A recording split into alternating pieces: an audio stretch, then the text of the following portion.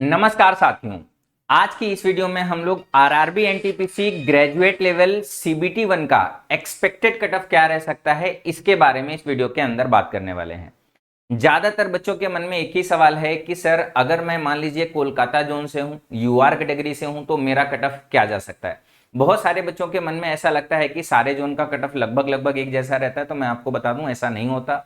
Railway में जितने भी जोन है, हर जोन में फॉर्म की संख्या अलग होती है, वैकेंसी की संख्या अलग होती है, इसलिए हर जोन से कट ऑफ की भी संख्या अलग होती है। कैटेगरी वाइज कट ऑफ भी अलग होता है, जोन वाइज भी कट ऑफ अलग होता है। तो आज की इस वीडियो में मैं सारा का सारा कट ऑफ का एनालिसिस करने वाला हूं, जितने भी जोन है सभी जोन के लिए और जितनी भी कैटेगरी है सभी कैटेगरी के लिए। तो वीडियो के अंत तक पूरा का पूरा बने रहेंगे, आपको बहुत अच्छे से क्लियर हो जाएगा कि क्या एक्सपेक्टेड कट ऑफ रह सकता है और कितने नंबर आपके सीबीटी 1 में बन रहे हैं, फिर आप सीबीटी 2 की तैयारी करें। कुछ बच्चे ऐसे होते हैं जो पहले से डिसाइडेड होते हैं उनको सीबीटी 2 की तैयारी करनी है, जिनका नंबर थोड़ा सा ज्यादा रहता है। कुछ बच्चे ऐसे रहते हैं जिनको ऑलरेडी मालूम चल जाता है कि हम एग्जाम से बाहर हो जाएंगे, वो तैयारी बंद कर देते हैं।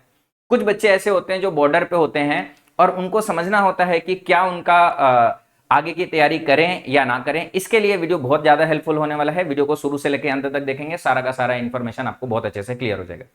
वीडियो में आगे बढ़ने से पहले मैं एक बात और बता दूं कि ये जो वीडियो का डेटा है ये मैंने कैसे प्रिपेयर किया है। इसके लिए मैंने एक डेटा का रेफरेंस लिया है।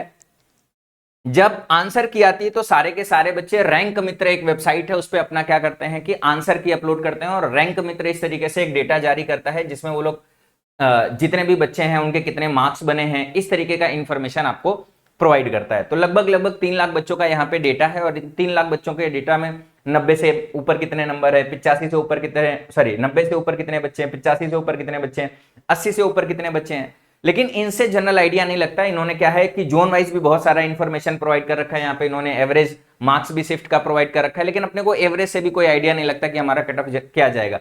और इन्होंने बहुत सारा डेटा जोन का भी प्रोवाइड कर रखा है। ये जो जोन का डेटा प्रोवाइड कर रखा है, इस जोन के डेटा के बेसिस पे मैंने सारा का सारा कट ऑफ प्रिपेयर किया हुआ है। और अगर आप इसको एक एक पेज पे जाओगे तो आपको समझने में थोड़ा सा मुश्किल हो सकता है, लेकिन मैंने इसको बहुत अच्छे से एनालिसिस करके समझ लिया है और मैं उस बेसिस पे आपका कट ऑफ बनाकर लेकर आया हूं। मैं आपको बता दूं कि मैंने साथ के साथ जो वैकेंसी की संख्या है उसको भी यहां पे दर्शाया है। ग्रेजुएट लेवल के लिए टोटल 8113 वैकेंसी थी, जिसका डेटा यहां पे आपको दिख रहा होगा।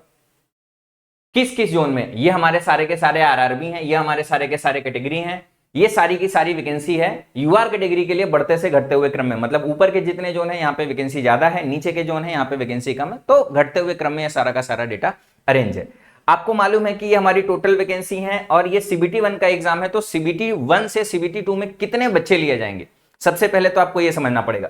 तो जो ऑफिशियल नोटिस अगर आप उसको देखोगे तो सीबीटी 1 में जो सेकेंड स्टेज के लिए बच्चे लिए जाते हैं, सेकेंड स्टेज के लिए जो बच्चे लिए जाते हैं वो 15 गुना, वैकेंसी का 15 गुना लिए जाते हैं। तो जितनी भी हमारी वैकेंसी है उसका 15 गुना करके मैंने नई एक वैकेंसी बना दी, नई एक टेबल बना दी। अब ये जो वैकेंसी की टेबल है इसमें हमारे जो वैकेंसी थे उसके 15 गुना बच्चे हो गए। कहने का मतलब यह है कि अब अगर कोलकाता से बात किया जाएगा तो यूआर कैटेगरी के लिए 9420 बच्चे लिए जाएंगे, एससी कैटेगरी के लिए 2820 बच्चे लिए जाएंगे और इसी तरीके से ये सारा का सारा डेटा है यहां पे आपको दिख रहा होगा।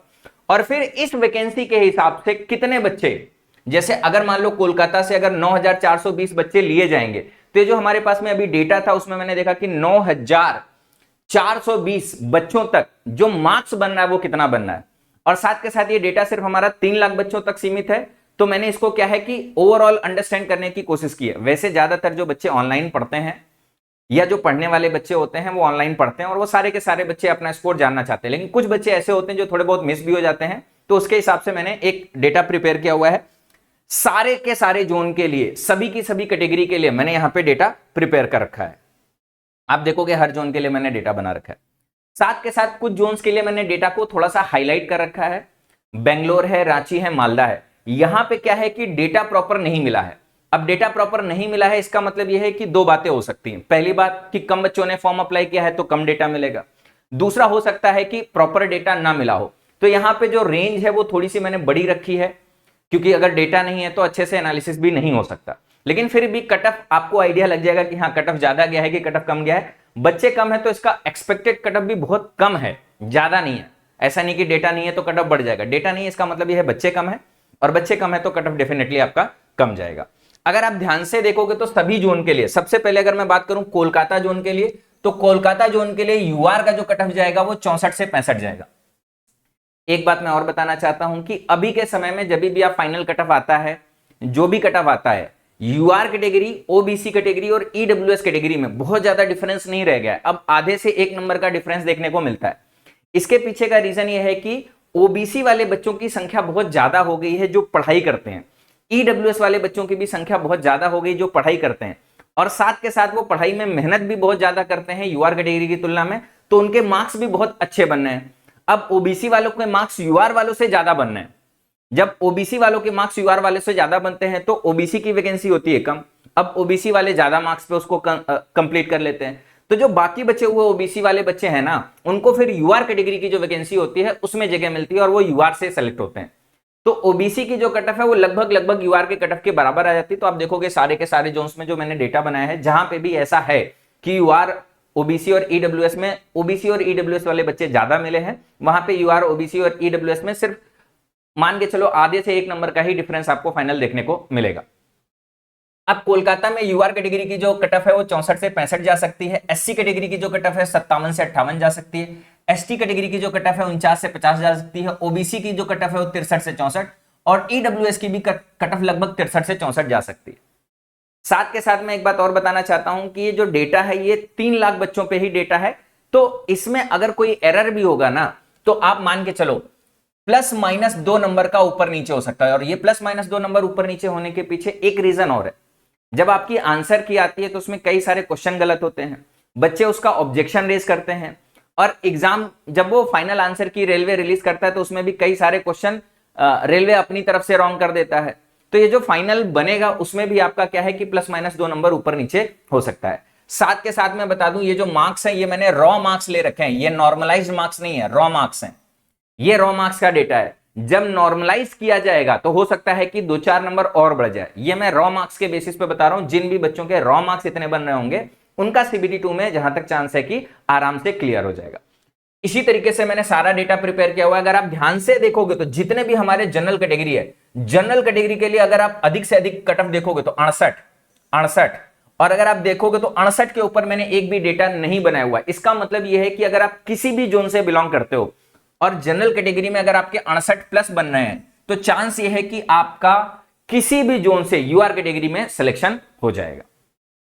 इसी तरीके से आप एससी और एसटी का देख सकते हो, इसी तरीके से ओबीसी का देख सकते हो, और इसी तरीके से ईडब्ल्यूएस का सारा डेटा आप देख सकते हो। जो भी बच्चे ग्रेजुएट लेवल वाले हैं वो एक बार इसका स्क्रीनशॉट ले लें, आप अपने जोन को देखो, आप अपनी कैटेगरी को देखो, और फिर मार्क्स को देखो कि कितने मार्क्स पे कट ऑफ जा सकता है। और मैं बता दूं ज्यादातर जो डेटा है वो मैंने बहुत अच्छे से एनालिसिस करके लिया हुआ है, तो सही होगा। एक वीडियो मैंने पिछले मतलब सेम इसी के कट ऑफ का एक वीडियो गलती से मैंने कल किया था, जिसमें एक छोटी सी गलती हो गई, जिसमें मेरा टेक्नीशियन का भी इसी तरीके से मैंने डेटा बनाया हुआ था, और गलती ये हो गई कि जो 15 गुना वैकेंसी लेनी थी ये मैं मिस कर गया था जल्दबाजी में। मैंने ये वैकेंसी के हिसाब से 15 गुना नहीं लिया था और इसके हिसाब से डेटा प्रिपेयर कर दिया था, जिसकी वजह से मेरा कट ऑफ थोड़ा सा ज्यादा आ गया था।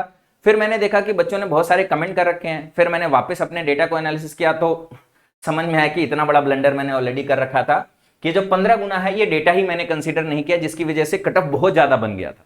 और वापस मैंने इसको करेक्ट किया है, वो वीडियो को भी मैंने हटा दिया है, और उम्मीद करते हैं कि जिन भी बच्चों ने कल का वीडियो देखा होगा वो दोबारा से एनालिसिस कर लेंगे अपने इस कट ऑफ का, और वापस से जो अपना नंबर है वो वेरीफाई कर लेंगे कि हाँ हमारा कट ऑफ क्लियर हो रहा है कि नहीं हो रहा है। इस नंबर में मैं बताऊंगा कि अगर कोई बच्चा ऐसा है जिसके 2 नंबर कम भी हैं तो सारे के सारे बच्चों को सीबीटी 2 की तैयारी करनी चाहिए, क्योंकि सीबीटी 2 का जो सिलेबस है वो सीबीटी 1 के सिलेबस जैसा ही है, और सीबीटी 2 का जो सिलेबस है एनटीपीसी का वही रेलवे के बाकी एग्जाम्स के सिलेबस जैसा ही है। तो अगर आप सीबीटी 2 की तैयारी करोगे तो कुल मिला जुला के रेलवे के बाकी एग्जाम्स की ऑटोमेटिक तैयारी हो रही होगी, अगर कोई और भी आपने फॉर्म भर रखे हैं। ठीक है, उम्मीद करते हैं कि सारे के सारे बच्चों को बात बहुत अच्छे से क्लियर हो गया होगा, सारा का सारा डेटा आपने अच्छे तरीके से देख लिया होगा। अब जो भी बच्चे सीबीटी 2 की तैयारी कर रहे हैं इन सभी बच्चों के लिए मैंने एक स्पेशल बैच प्लान किया हुआ है जिसका नाम है rankers batch, maths ranker batch.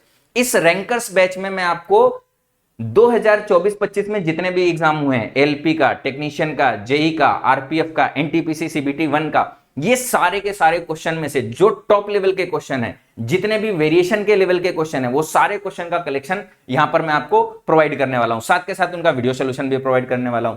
साथ के साथ अभी जो लेटेस्ट आपका एग्जाम हुआ है सीबीटी 1 का ग्रेजुएट लेवल का, इसमें क्वेश्चन का लेवल बहुत अच्छा रहा है मैथ का। ज्यादातर बच्चों के मुंह से आप सुन रहे होंगे कि जो मैथ का पेपर था बहुत कठिन था, बहुत कैलकुलेटिव था।